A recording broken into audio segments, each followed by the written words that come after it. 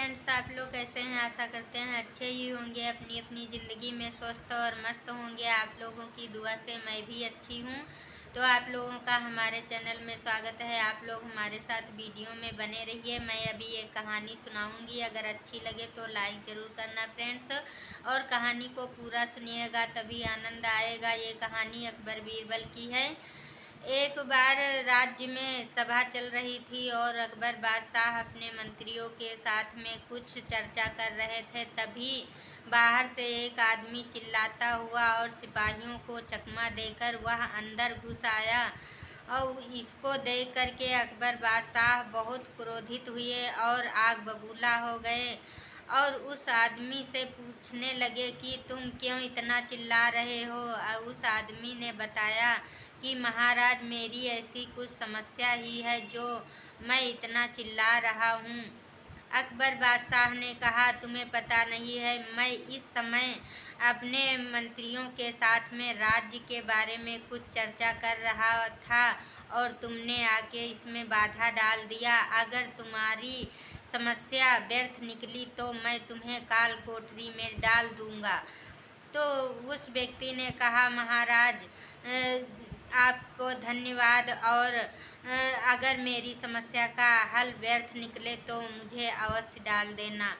यह सुनते ही अकबर बादशाह थोड़ा सा चिंतित हुए और कहने लगे, क्या समस्या है, अपनी समस्या बताइए।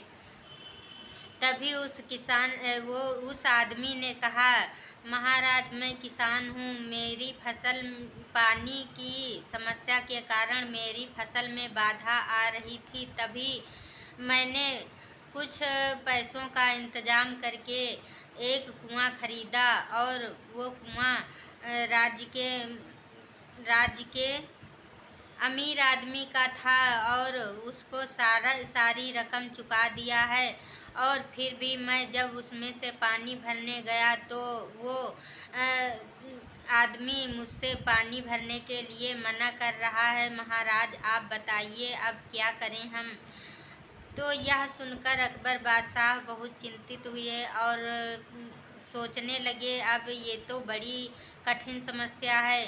तो उस किसान ने कहा कि मैंने उसका एक एक पैसा चुका दिया है, फिर भी वो पानी नहीं भरने दे रहा है और इससे मेरे फसल पर बहुत बड़ा प्रभाव पड़ रहा है।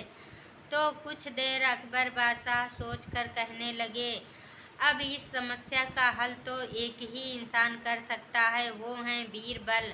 तो सभी महल के मंत्री चौंक उठे और कहने लगे, अगर बीरबल ने ये इस समस्या का समाधान नहीं कर पाए तो क्या होगा महाराज। तो अकबर बादशाह ने कहा, अगर बीरबल ने इस समस्या का हल नहीं किया तो मैं बीरबल को इस पद से हटा दूंगा और इनको राज्य से बाहर निकाल दूंगा। यह सुनकर मंत्रीगण बहुत खुश हुए। तभी बीरबल भी सोच में पड़ गए और सोचने लगे, यह तो समस्या अजीब निकली और इसका समाधान कैसे किया जाएगा। और किसान बोला, महाराज, मैं एक किसान हूँ, बहुत गरीब था, मेरे कुआं खरीदने की बिल्कुल हैसियत नहीं थी। मैंने पता नहीं किस प्रकार से इंतजाम करके इस कुएं को खरीदा था। मैं तो सोचता था कि इस कुएं को खरीद लूँगा और इसके पानी से मैं सिंचाई करूँगा तो मेरी फसल अच्छी होगी।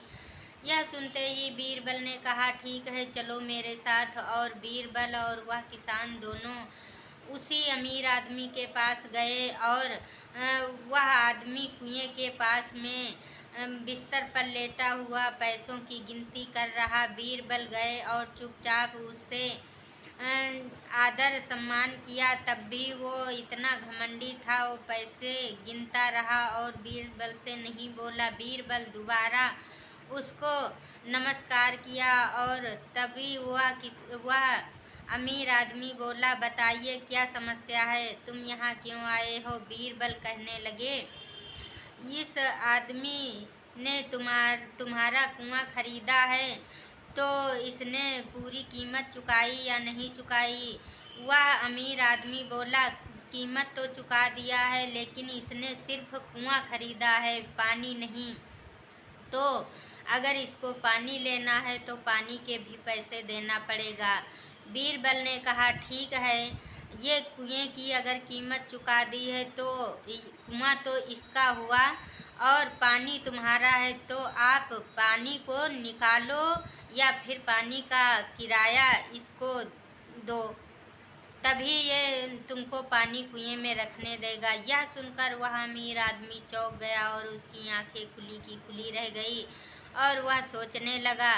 बीरबल ने कहा, जल्दी इस समस्या का समाधान कीजिए, वरना मैं तुम्हें सजा दिलवा दूंगा।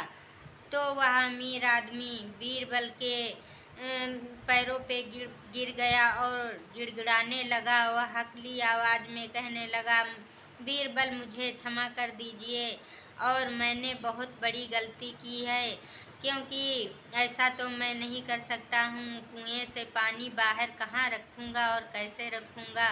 तो बीरबल ने कहा, जब इसने कुआं खरीदा है तो पानी तो उसी में रहेगा, तो अपना पानी निकाल लीजिए और कुएं का मालिक तो यही है। तभी वह अमीर आदमी शर्मिंदा होकर माफ़ी मांगने लगा और गिड़गिड़ाने लगा। तो बीरबल ने कहा, किसी को धोखा देकर तुम खुश नहीं रहोगे। अगर किसी को धोखा आज दे रहे हो तो तुम्हें भी धोखा मिलेगा। इस कहानी से हमें यह सीख मिलती है, किसी को धोखा नहीं देना चाहिए। फ्रेंड्स, अगर कहानी अच्छी लगे तो लाइक ज़रूर करना और कमेंट करना। इस कहानी को पूरा ज़रूर सुनिएगा। तब तक के लिए बाय बाय।